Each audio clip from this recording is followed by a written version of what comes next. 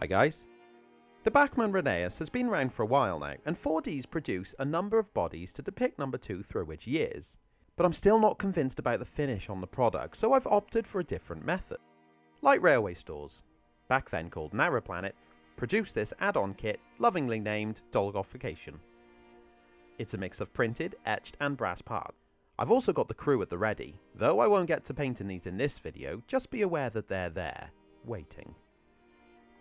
I bought this second-hand from a friend, and they've got as far as removing some of the parts, including the face and primer in the footplate. But apart from that, it's basically as you'd receive it from the shop. It's an easy one to dismantle as well. The couplings pull out and the cab pulls off. Speaking of the cab, this is a replacement from the kit. It's got a few parts inside as well, such as a smoke box door that needs to come out later. The beauty of this cab is that, whilst it's a rough 3D print, the kit provides etched sections to overlay the 3D print. The result will be really crisp, and you can see a number of additional parts on the sheet. And we'll get to those in a bit.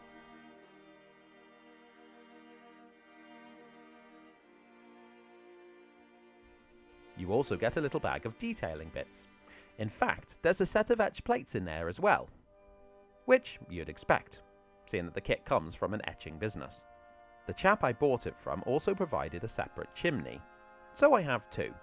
Very similar actually, so I'll just choose the one looking at prototype photos I think. But either one will do nicely. So I now strip the model down to its bare components.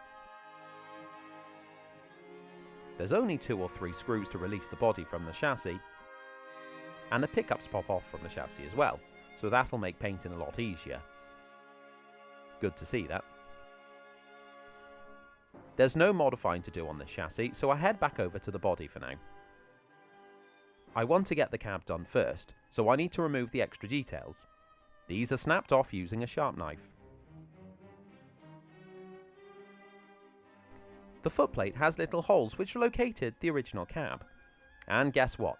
They designed the kit to utilise them, which is ace. With the cab on, you might notice the back sheet visible through the front windows. So, popping the cab back off, I'll just snip the corners. This won't be visible looking through into the cab, but it'll greatly improve the look through the front windows.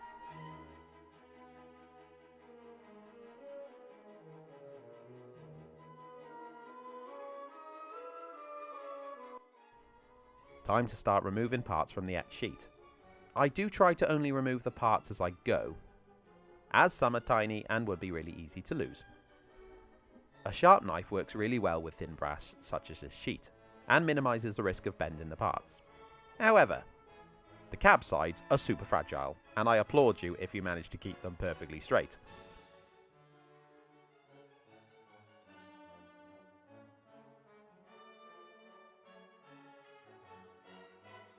The pieces are lightly filed back to remove any trace of dimples from removing them from the sheet.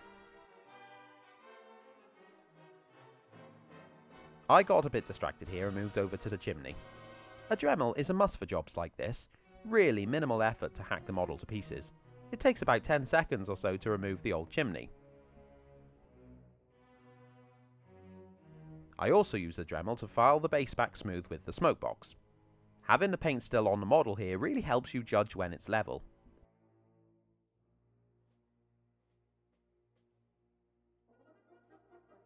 The Dremel was also used for removing any detailing such as the piping. I'm planning to add my own with wire later, so no need to use them on the body here.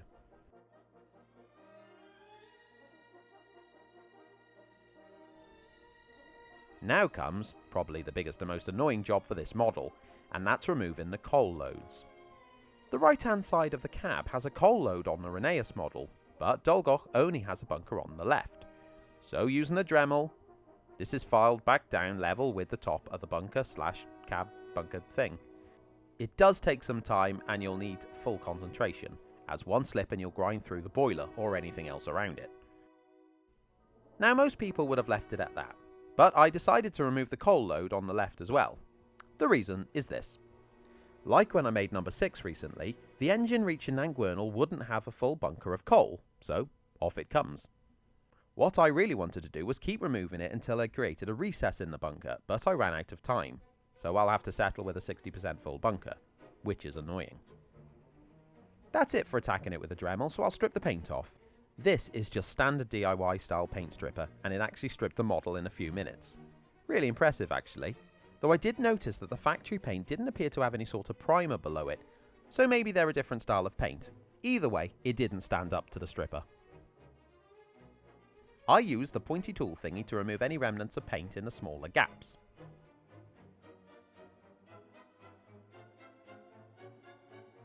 And then polished the whole piece back with a fiberglass pen. This also worked to remove any paint left on the model.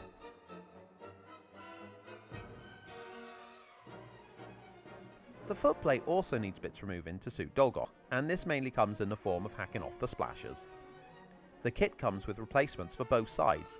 However, I found that the splasher replacement for the left hand side was actually really similar to the original, and I decided that it would make more sense just to keep that one as it was. The right hand side did need to be removed.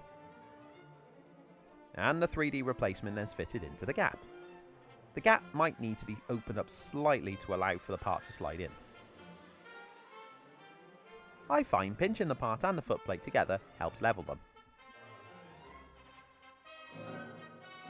The kit also comes with etched fronts to fit onto the 3D splashers.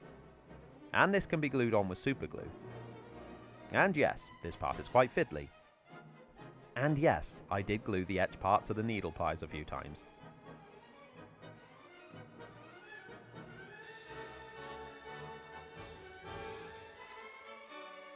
To blend the splasher onto the footplate, I whipped out the modelling filler and dabbed it along the join lines. Cocktail sticks work really well for this type of job as they have a solid tip, so it's easy to manipulate the filler. Spray an IPA onto the filler will thin it out. By rubbing along the surface with the IPA applied, you start to get a really nice smooth finish, which will help with sanding it.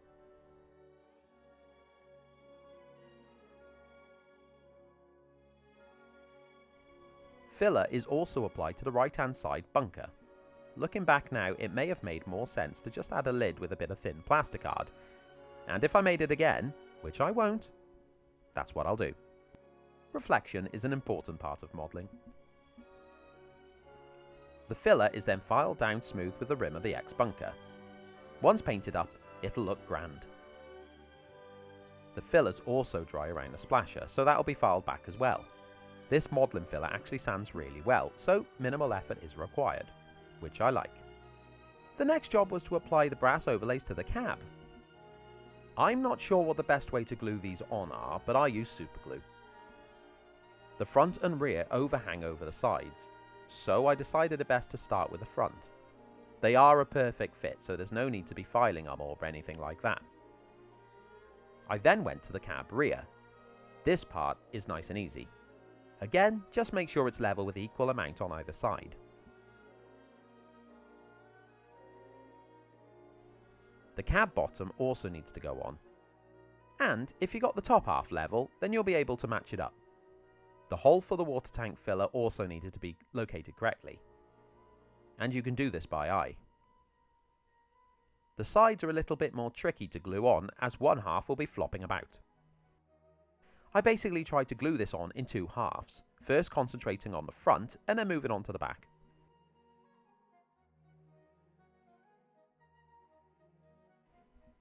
With this on, the bottom of the cab sides can go on as well.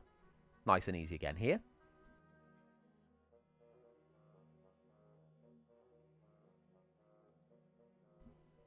The fireman's side of the cab is slightly different, as this etch includes the bunker. The brass is half etched with folds included, so it's nice and easy to bend in the correct place. When this is glued on, the end of the bunker slots onto the locating hole in the cab front.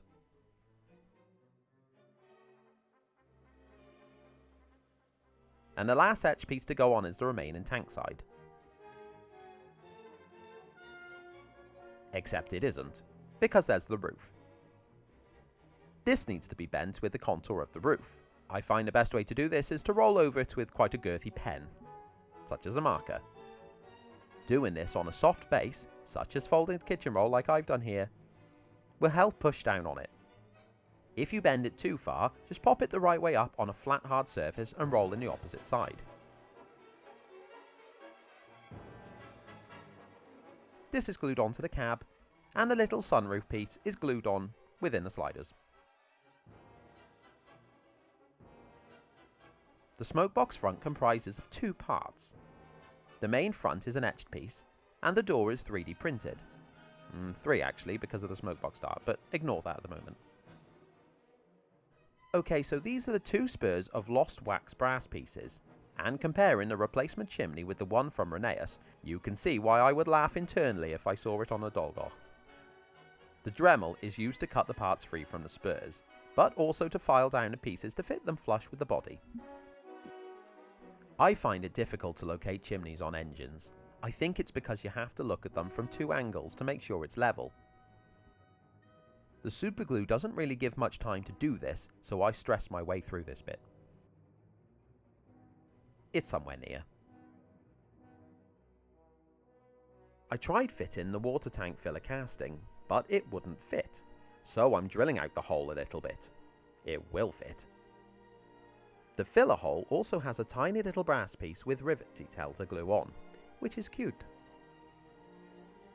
The buffer beam has additional detail to glue on as well, and to do this the buffer beams need to be filed back flush, so the pieces can sit flat. The pieces are cut free from the support and tidied up, first with a knife and then with a file. The pieces can then be glued on, and it's pretty simple putting this in the correct place. And yet, I still managed to glue it too low. I'll change this later. The smokebox dart is now glued in as well. This locates in a hole at the centre of the 3D print. Moving on to the finer details, and I'm adding a grab handle. A fairly pointless piece on the real Loco, as when it's fired up and warm, this is too hot to actually grab. To start fitting pipework, I drilled out holes in the boiler. Again, Dremel to the rescue here, and it makes light work of the metal body.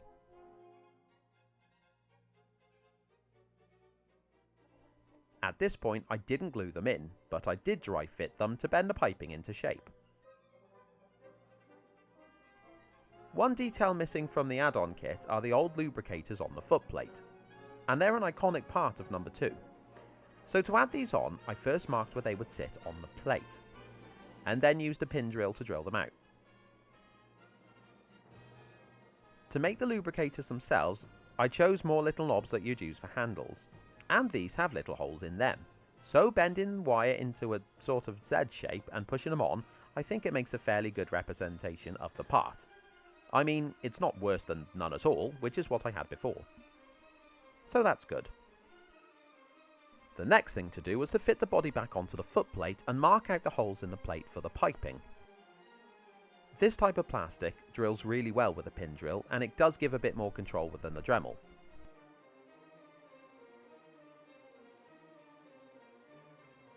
And with the piping in place, you can see how it slots through the hole in the footplate. The excess of the piping can now be trimmed off. Aside from piping from the add-on kit, I also made some more, and this required holes in the smokebox as well. The valve needs holes as well, and these will be drilled on top of the boiler. Dolgoch has 3. The kit comes with 2. The piping on the valve also won't reach all the way to where it's meant to be if you want to model present day.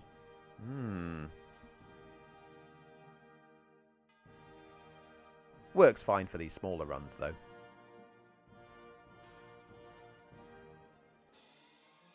The wire was also cut to fit the grab handle knobs and glued in.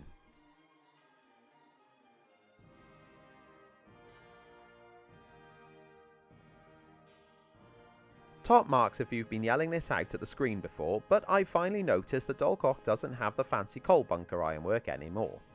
So this was cut free from the cab. And again, it pays to have reference photos. But I was able to modify the piece and reuse the side and rear to represent the present day setup. The whistle was reattached, but as you obviously know, Dolgoch has 2 whistles. So, the second was made up from a random piece from a random kit.